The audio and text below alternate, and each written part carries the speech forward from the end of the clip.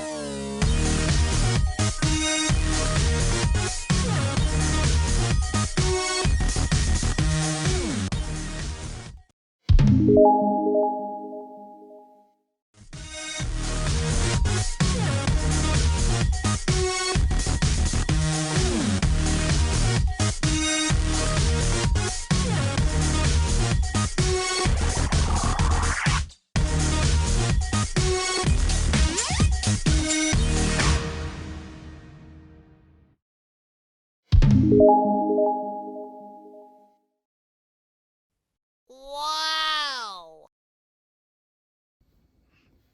So here it is, ang pininyahang manok at umuusok-usok pa. Time to taste it, okay, Joy. let's go. Okay. Here you go, Ayan. Marie. Don't do the honor. I'm gonna get the puwet ng manok. And, oh, can I get a pineapple too? Of course. So, Pineapple. here it is. Alright, let's try. And, So, sana magustuhan mo kasi this is my version. So, tell me, what do you think? What is that? Yummy.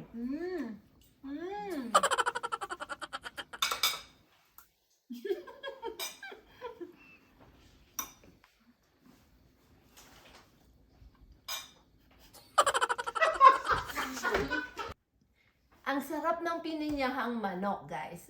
Pero may tanong ako kay Joy. Paano kung mas gusto ko mas may sauce? Para yun masabawan ko ba yung kanin ko?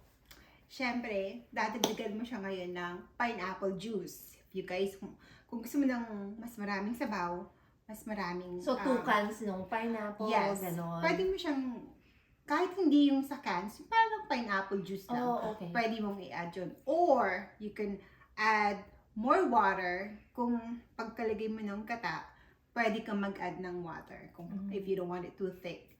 So, yun lang, para magkaroon ng sauce. So, if I add the pineapple juice, kailangan ko rin mag-add ng coconut milk? Or ng milk? Well, whatever your preference. Kasi pwedeng pineapple juice and then coconut milk. And then if you want more sauce, Water. pwede mong dagdagan ng water. Question Tapos, and answer pala to. So, yun lang yun. If you want more sauce, pwede mo siyang dagdagan ng either juice, pineapple juice, or gata, or Or just water. plain water. Pero ang lasa ng chicken, Oo. kung matry nyo, siguro dahil minarinate Yeah, nga kailangan mo siya. talaga ng i-marinate at least half an hour. Mhm. Longer is better. Pero, since wala tayong time, half an hour lang. Actually, 20 minutes lang nga yun eh. Oo, pero lasang-lasa na yung chicken. Yeah. So, I hope you guys try it. And of course, please subscribe, like, and share. And also, just good Good vibes. vibes lang. Bye! See you guys next time. Thank you.